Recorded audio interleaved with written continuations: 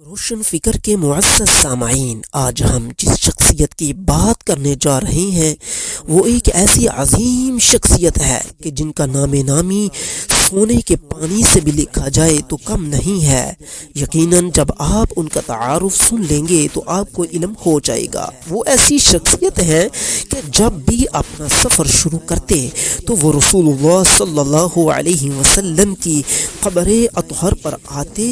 اور تربت اطہر پر آ کر عرض کرتے، السلام علیک یا رسول اللہ۔ پھر وہ اگلی قبر مبارک یعنی حضرت سیدنا ابو بکر رضی اللہ تعالی عنہ کی قبر پر جاتے اور عرض کرتے، السلام علیک یا ابا بکر۔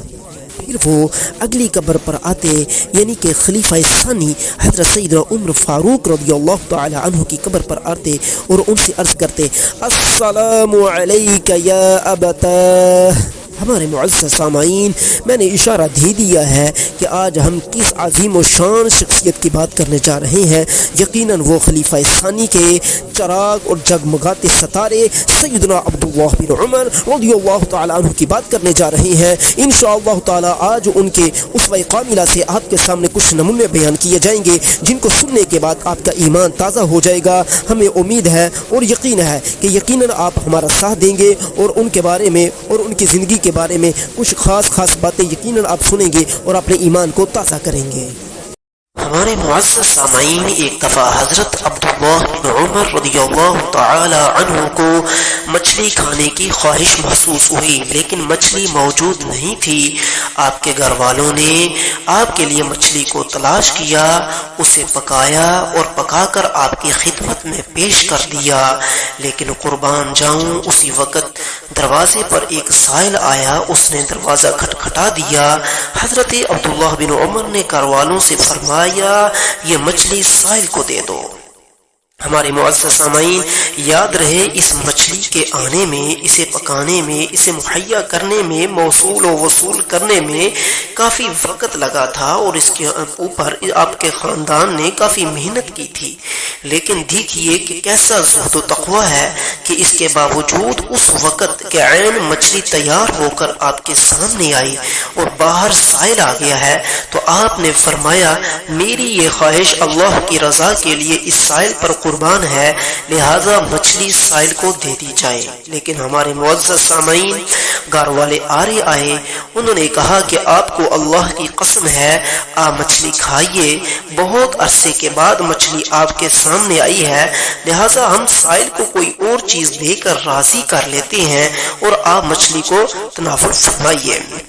لیکن ہمارے معزز سامعین، ہوا کچھ یوں کہ جب وہ سائل کے پاس گئے تو سائل کو معلوم ہو چکا تھا کہ حضرت عبداللہ بن عمر کا یہ گھر ہے، چونکہ آپ بڑی مشہور و معروف شخصیت تھیں اور مچھلی آپ کے سامنے ہے، تو سائل نے بھی کہا کہ میں مچھلی ہی لوں گا۔ تو اب گھر والوں نے سائل کو راضی کرنا چاہا کہ یار آپ مچھلی نہ لیں، اس کے عوض آپ کچھ اور لے لیں، لیکن بار بار سائل کے التجا کرنے پر گھر والوں نے سائل کو 1 دینار دیا اور سائل کو راضی کر دیا۔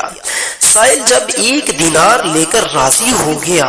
تو اس کے بعد حضرت عبداللہ بن عمر خود سائل تک پہنچے اور اس سے فرمایا، کیا تم راضی ہو گئے ہو؟ اس نے کہا، جی ہاں میں راضی ہو گیا ہوں۔ اس کے ساتھ ہی حضرت عبداللہ بن عمر نے اپنی وہ مچھلی اٹھائی اور ساتھ ہی سائل کو دے دی اور فرمایا، یہ مچھلی بھی تم ہی لے جاؤ۔ سبحان اللہ۔ ہمارے معزز سامعین، یہ ایک حکایت آپ کی زندگی کا ایک چھوٹا سا نمونہ آپ کے سامنے میں نے پیش کیا ہے کہ اسلام کے اندر رسول اللہ صلی اللہ علیہ وسلم کے اصحاب کیسے تھے اور کیسے صحابہ کی حضور صلی اللہ علیہ وسلم نے تربیت فرمائی تھی کہ اتنے عرصے کے بعد مچھلی کی خواہش کا پیدا ہونا اور پھر مچھلی کو بھی سائل کو دے دینا ایک طرف رہا، کیا ہی ان کا قرآن مجید کے اوپر عمل تھا کہ وہ سائل سائل کو جھڑکتے نہ تھے بلکہ سائل کو دے دیتے تھے۔ ہمارے معزز سامعین، ہمارا تو دور ایسا دور ہے کہ آج تو حق والے کو حق نہیں دیا جاتا، لیکن وہ روشن دور تھا کہ جب سائل بھی آ جاتا تو خالی نہیں جاتا تھا، اور وہ سائل بھی شرعی سائل ہوتے تھے، غیر شرعی سائل یا کاروباری یا پیشہ ور لوگ نہیں ہوتے تھے۔ ہمارے معزز سامعین، اسی طرح کی ہم اگلی حکایت آپ کے سامنے پیش کرنے لگے ہیں، لہٰذا آپ ہمارا ساتھ دیتے رہیے اور ہماری گفتگو کو سماعت فرمائیے۔ ہمارے معزز سامعین، حضرت عبداللہ بن عمر رضی اللہ تعالیٰ عنہ کا یہ طریقہ کار تھا کہ جب بھی آپ رات کو کھانا کھاتے تو آپ اپنے تمام گھر والوں کو ایک پیالے پر تمام کو جمع کرتے، تمام کو دعوت دیتے کہ ایک پیالے پر جمع ہو جاؤ۔ وہ پیالہ کافی بڑا تھا، اس کے اندر آپ تمام کو جمع کرتے کہ اس میں سے کھانا کھاؤ۔ یہ کیوں تھا؟ تاکہ محبت، اتحاد اور اتفاق پیدا ہو، جو آج ہمارے خاندان میں نہیں ہے۔ ہماری تو ہر ایک کی کولی علیحدہ ہے، لیکن حضرت عبداللہ بن عمر رضی اللہ تعالیٰ عنہ ایک ہی پیالے کے اندر دعوت دیتے، اور جب آپ رضی اللہ تعالیٰ عنہ دیکھتے کہ باہر گلی میں سے کوئی مسکین گزر رہا ہے یا کوئی ایسا بندہ گزر رہا ہے جس نے کھانا نہیں کھایا، تو حضرت عبداللہ بن عمر کرتے کیا تھے کہ وہ جو دعوت دیتے تھے اپنے گھر والوں کی، وہ روٹی گوشت ہوتا تھا،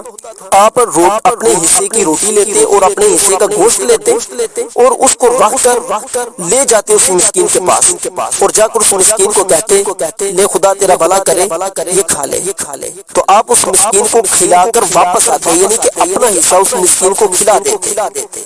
تو جب اپنا حصہ مسکین کو کھلا کر واپس آتے تو آ کر دیکھتے کہ کیا کچھ پیالے کے اندر بچا کچا ہے یا نہیں۔ اگر تو پیالے کے اندر کچھ بچا کچا ہوتا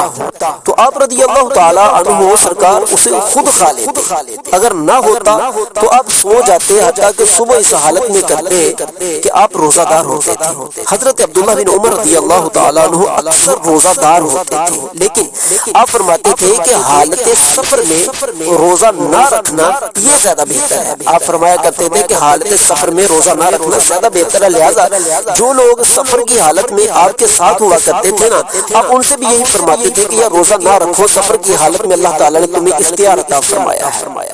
ہاں، اگر کوئی روزہ رکھتا تھا تو آپ اس کو فرماتے کہ بھائی اپنی سحری اور اپنی افطاری کا خاص خیال رکھو۔ حضرت عبداللہ بن عمر رضی اللہ تعالیٰ عنہ سرکار نے کبھی پیٹ بھر کر کھانا نہیں کھایا تھا، کیونکہ آپ کی سیرت طیبہ کے اندر آتا ہے کہ ایک حکیم تھا، طبیب تھا، وہ آپ کی بارگاہ میں آیا، اس نے کہا حضور یہ ایک تھیلی لیجیے۔ آپ نے فرمایا یہ کیا ہے؟ اس نے کہا جی اس کے اندر ایک میں ایسی دوائی تیار کر کے لایا ہوں کہ جب بھی آپ کھانا کھائیں گے تو اس کو اس کے بعد کھا لینا، آپ کا کھانا ہضم ہو جائے گا۔ تو آپ نے فرمایا واللہ میں نے تو 4 ماہ سے کبھی پیٹ بھر کر کھانا ہی نہیں کھایا، کبھی میں نے 6 ماہ سے پیٹ بھر کر کھانا ہی نہیں کھایا۔ اسی طرح ایک اور بندہ، ایک اور حکیم تھا، یہ دوسری روایت میں آتا ہے کہ وہ بھی اسی طرح کی ایک موجون یا اس طرح کی کوئی چیز تیار کر کے لایا کہ لے حضور آپ اس کو کھانے کے بعد کھا لیا کریں۔ تو آپ رضی اللہ تعالیٰ عنہ نے فرمایا کہ میں تو اس کو نہیں کھاتا، کیونکہ میں نے تو کھانا ہی 6 ماہ سے، یہ اس سے بھی زیادہ ہو گیا ہے۔ بلکہ صحابہ کرام علیہم رضوان کی عادت تھی کہ انہوں نے کبھی پیٹ بھر کر کھانا نہیں کھایا تھا۔ جب آپ پیٹ بھر کر کھانا ہی نہیں کھاتے تھے تو آپ نے فرمایا کہ مجھے اس کی حاجت بھی نہیں ہے، یعنی کہ اللہ تعالیٰ نے آپ کو ایسی صحت کاملہ عطا فرمائی ہوئی تھی کہ دیکھنے والا یہ سمجھتا تھا کہ پتہ نہیں آپ پیٹ بھر کر کھانا کھاتے ہیں اس وجہ سے اتنے صحت مند ہے، لیکن یہ اللہ تعالیٰ کا اپنے محبوب صلی اللہ علیہ وسلم کے اصحاب پر خاص فضل و کرم تھا کہ نورانی چہرے تھے ان کے، سبحان اللہ، نورانی داڑیاں تھیں ان کی، اور نورانی ان کے گفتار تھی، اور نورانی ہی ان کے اعمال و افعال تھے، سبحان اللہ۔ حضرت عبداللہ بن عمر رضی اللہ تعالیٰ عنہ جو ہے یہ اس قدر اللہ تعالیٰ کی رضا کے ساتھ پیار اور محبت کرتے تھے کہ آپ رضی اللہ تعالیٰ عنہ اللہ تعالیٰ کی رضا کے لیے کچھ بھی کرنے کو تیار ہوتے تھے۔ جس طرح کہ ایک دفعہ آتا ہے کہ آپ نہ چلتے جا رہے تھے کہ آپ نے سواری لی اور بہت خوبصورت سواری تھی اور اپنے ذاتی پیسوں سے لی اور پیسے بھی کافی زیادہ قیمتی وہ سواری تھی۔ تو جب آپ سواری پر سوار ہوئے تو دیکھا کہ ماشاءاللہ سواری کی رفتار بڑی اچھی ہے، اور جب سواری کو آپ فرماتے کہ بیٹھ جاؤ، اونٹنی کو فرماتے بیٹھ جاؤ تو اونٹنی بیٹھ بھی جاتی اور ایک عجیب طریقے سے بیٹھتی۔ آپ کو یہ بڑا خوبصورت محسوس ہوا کہ یار یہ کیسی اونٹنیاں ہوتی ہیں نا، بعض جانور بہت ماشاءاللہ خوبصورت ہوتے ہیں، تو آپ کو وہ اونٹنی بڑی خوبصورت لگی۔ آپ رضی اللہ تعالی عنہ نے اپنا سامان اس اونٹنی سے فوراً اتار دیا۔ ہم ہوتے تو ہم کہتے کہ چلو بھائی آپ اس کو ساری زندگی ساتھ رکھیں گے، اور آپ نے کیا کیا، آپ نے اپنا سامان اس میں سے فوراً اتار دیا۔ اس کے بعد آپ نے فرمایا کہ یار اس اونٹنی کے کوہان میں نشانی لگا دو۔ کوہان کے اندر آپ نے نشانی لگا دی، یعنی کہ تھوڑا سا خون نکال دیا، اور فرمایا اس کو میں اللہ تعالیٰ کی راہ میں نہر کروں گا، یعنی میں اب قربان کروں گا، اور اس کو آپ نے ہدی بنا دیا۔ سبحان اللہ، یعنی کہ اس اونٹنی کو اللہ تعالیٰ کی راہ میں آپ نے قربان کر دیا۔ حضرت عبداللہ بن عمر رضی اللہ تعالیٰ عنہ یہ جب بھی کبھی موقع ان کو ملتا تو یہ مسکینوں، غریبوں، فقیروں کی جس طرح کہ ہم حکایت بیان کر رہے ہیں ان کی خدمت کرتے۔ لیکن آپ کے خاص کام بھی تھا، وہ پتہ کیا تھا؟ آپ رضی اللہ تعالیٰ عنہ اکثر راستے میں ہوتے تھے، اور جو بھی غریب گزرتا نا، آپ دیکھتے دوسری یہ غریب بندہ آ رہا ہے، یہ مسکین بندہ آ رہا ہے، آپ جاتے اس کا ہاتھ پکڑتے اور اس کو اپنے گھر میں لے آتے، اور گھر میں لا کر اس کو فرماتے لے یار تو کھانا کھا۔ سبحان اللہ، یعنی کہ خود مسکین اور غریب تلاش کرتے تھے۔ آج تک تو آپ نے یہ پڑھا ہوگا نا، حضرت ابراہیم علیہ السلام جاتے تھے اور لوگوں کو لے کر آتے تھے کہ آئے کھانا کھائیں، لیکن دیکھیے کہ یہاں پر رسول اللہ صلی اللہ علیہ وسلم نے اپنے صحابہ کی کیسے تربیت فرمائی ہے کہ خود جاتے اور غریب مسکین کا ہاتھ پکڑتے، اس کو لے آتے اور فرماتے آئیے تو کھانا کھا لیں، اس کو کھانا کھلاتے۔ اور آپ نے اپنے جتنے بھی اپنی آل اولاد تھی ان کو یہ درس جاری کر دیا ہوا تھا کہ جب بھی آپ باہر جائیں اور جو بھی غریب مسکین آپ کو نظر آئے آپ اس کو لے کر آئیں تاکہ وہ بھی کھانا کھا لیں۔ لیکن ہوتا یہ تھا کہ جو آپ کے چھوٹے بچے تھے وہ جاتے، وہ جو بھی غریب نہیں بھی ہوتا تھا نا، جو امیر ہوتا تھا اسے بھی ساتھ لے آتے، حتیٰ کہ حضرت عبداللہ بن عمر جو ہیں یہ غرباء مساکین کے حق میں تھے، امراء کے حق میں نہیں تھے جو امیر لوگ تھے، لیکن آپ نے کبھی بھی کسی امیر کا ہاتھ نہیں پکڑ کے فرمایا کہ لو بھی تم کھانا کھاؤ، کیونکہ آپ غریبوں اور مسکینوں کے حق میں تھے۔ تو آپ اپنی آل اولاد کو یہ فرماتے تھے کہ یار تم کیسے بندے ہو، تمہیں سمجھ نہیں آتی کہ دیکھو یہ جو غریب اور مسکین ہوتے ہیں انہیں کھانے کی قدر ہے، ان کو پتہ ہے کھانے کی قدر کیا ہے۔ یہ جو پہلے ہی جن کا پیٹ پورا ہے، جن کو کوئی ضرورت نہیں ہے کھانے کی، آپ انہیں بھی لے آتے ہو، آج تو وہ بھی جاتے ہیں کیونکہ وہ اسلام کا سنہری دور تھا، آج تو وہ بھی جاتے ہیں، لیکن دیکھیں کہ انہیں وہ قدر نہیں ہے جو قدر ایک غریب اور مسکین کو ہوتی ہے، لہٰذا تم غریبوں اور مسکینوں کو جمع کیا کرو۔ ہمارے معزز سامعین، حضرت عبداللہ بن عمر رضی اللہ تعالیٰ عنہ کی حیات طیبہ میں سے کچھ باتیں آپ کے سامنے رکھ رہے ہیں، ان کو غور سے سنیے، اور مزید ہم انشاءاللہ تعالیٰ آئندہ بھی آپ کے سامنے رکھیں گے۔ برائے مہربانی ہماری اگلی پیچھے تمام گفتگو کو مکمل سنا کریں۔